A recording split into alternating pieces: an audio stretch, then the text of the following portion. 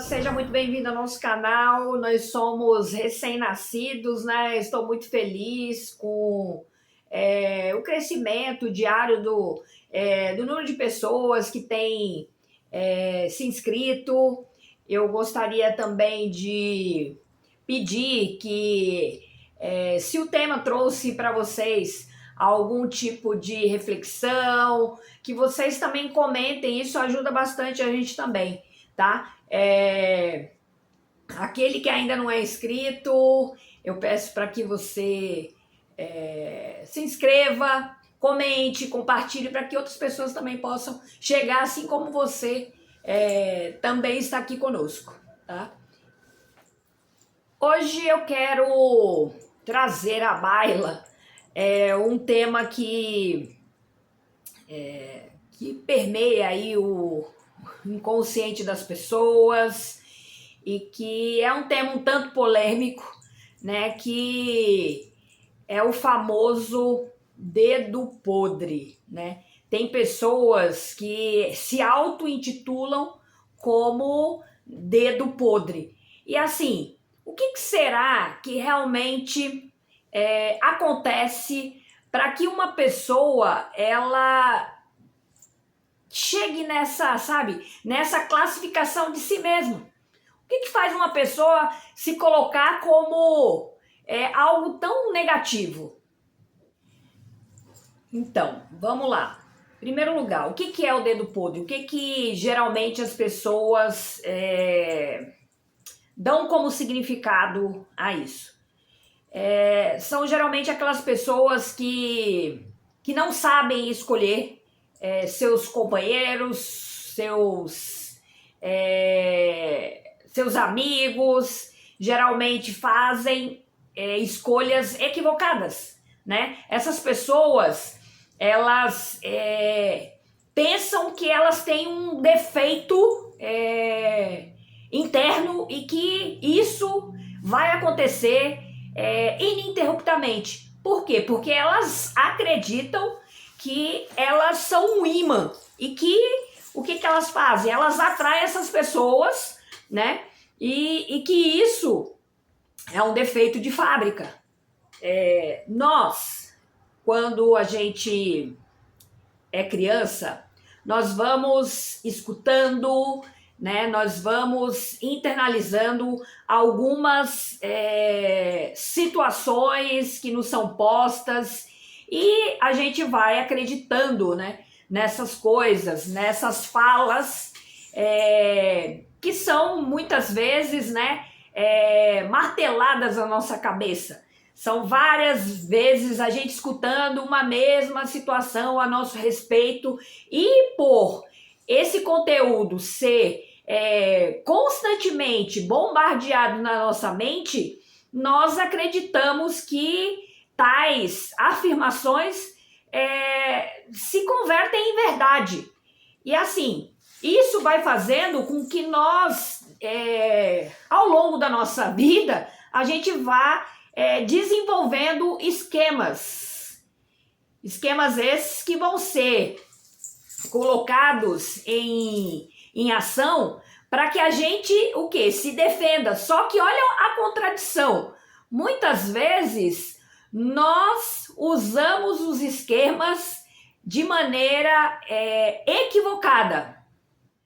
Porque um esquema, ele é uma estratégia que nós desenvolvemos para a gente se defender de algo que para a gente pode ser muito perigoso, que pode colocar a gente em situações de angústia, né? Situações essas que muitas vezes a gente faz a gente corre delas, a gente não quer que elas se materializem, só que por nós acreditarmos fielmente que tais afirmativas fazem parte de nós, elas correspondem, é como se fossem um sinônimo de nós mesmos, a gente vai replicando o esquema e fazendo com que eles realmente se perpetuem.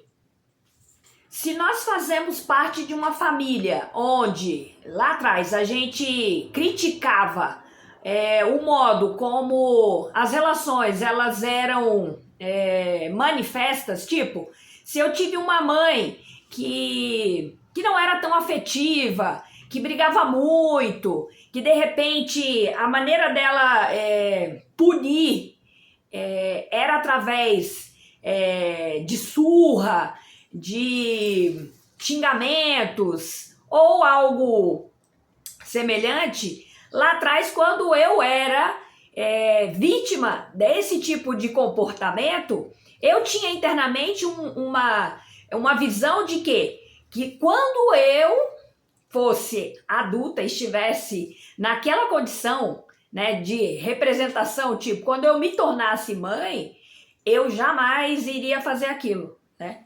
Só que o que acontece? Quando eu tenho a oportunidade de realmente fazer diferente, o que eu faço? Eu me pego fazendo a mesma coisa. Eu me pego agindo do mesmo modo que anteriormente eu criticava. Olha a contradição. Mas por que será que a gente faz desse jeito? Já que era algo que trazia pra gente tanto desconforto.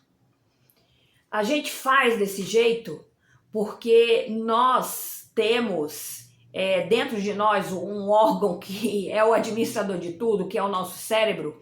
O nosso cérebro ele vai atrás daquilo que é o quê? Que é algo semelhante, que é algo que a gente tenha familiaridade. Então, o que acontece? Eu vou atrás de ser e de fazer aquilo que eu tenho o quê? Que eu tenho mais experiências vividas. Nosso cérebro ele não quer outras situações. Então, o que acontece? Mesmo que tenha sido algo altamente corrosivo, algo que tenha me machucado, que tenha me trazido muitas situações de angústia, o meu cérebro ele entende aquele lugar como um lugar favorável. Olha que loucura, né? Mas é assim, ele entende que ali é o lugar correto de se estar e é desse tipo de relações que ele vai o quê? Que ele vai atrás, que ele vai à procura. Então, sabe aquela coisa quando a gente fala, eu conheci fulano de tal não sei o que, nossa, eu senti uma química. Opa, olha só, quando você sentir a química, é algo que você precisa ter muito, mas muito cuidado. Por quê? Porque pode ser que você esteja entrando realmente no lugar onde o seu esquema ele vai continuar ativo. E isso, muitas vezes, a gente não consegue compreender. Por quê? Porque o cérebro, ele não quer ter nenhum trabalho a mais. Se ele consegue parear aquilo que eu estou vivendo agora, a situação, a pessoa com qual eu estou me relacionando, com aquilo que eu já tive anteriormente, e assim, a gente tem que ter cuidado para que a gente coloque cada coisa no seu devido lugar, né? Lógico, se você veio de uma criação tanto quanto conturbada, se o ambiente ele era desestruturado, a probabilidade realmente de você ir atrás de pessoas com as mesmas características são gigantescas, tá? Mas assim, o inverso também, né?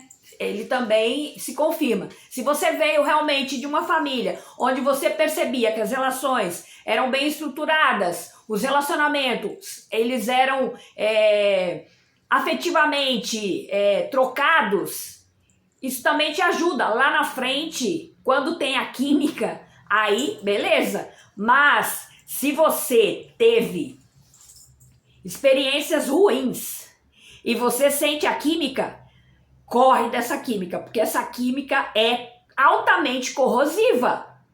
Primeiramente, eu preciso ter, sabe, essa leitura. Como que foi esse ambiente em que eu fui forjado? Como que eu analiso as situações que eu vivi e que são realmente assim mais presentes quando eu trago na memória situações altamente carregadas emocionalmente. Se eu tenho um repertório mais de situações negativas, eu tenho que ter muito cuidado, porque eu tenho a tendência de replicar esses esquemas e fazer com que essa situação seja replicada várias vezes, várias vezes. É por isso que geralmente a pessoa, ela fala de si mesma que ela é o dedo podre.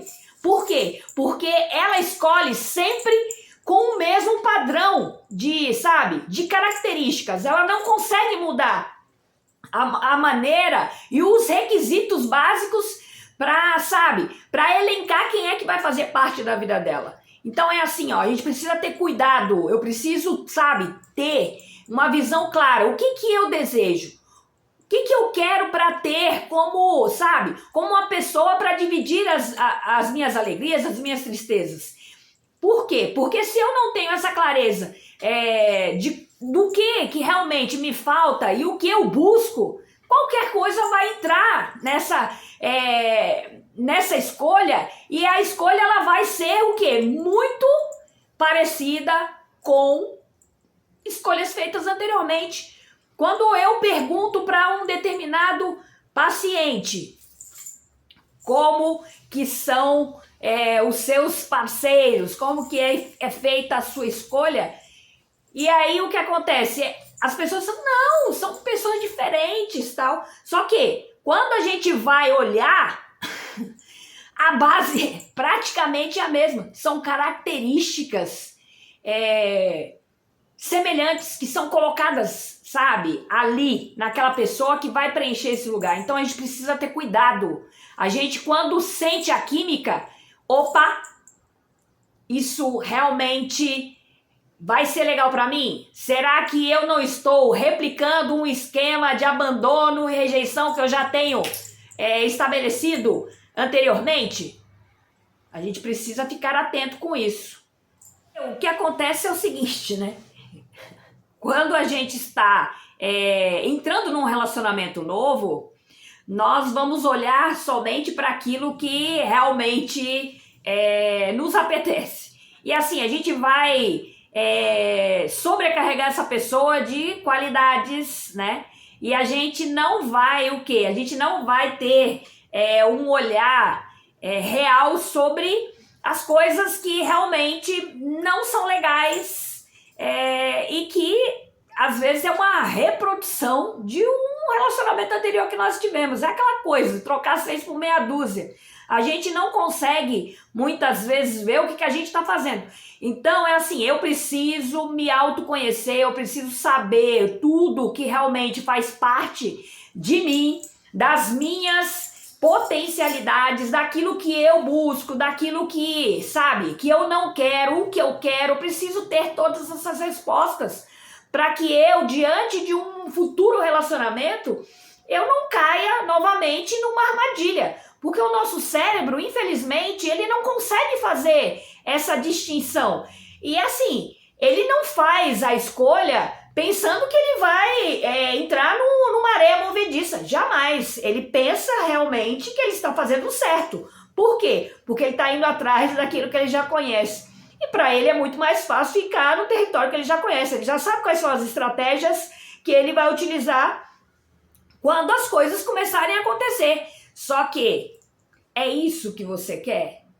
Como que foram os relacionamentos anteriores? A gente precisa ter muito cuidado com isso. Entendeu?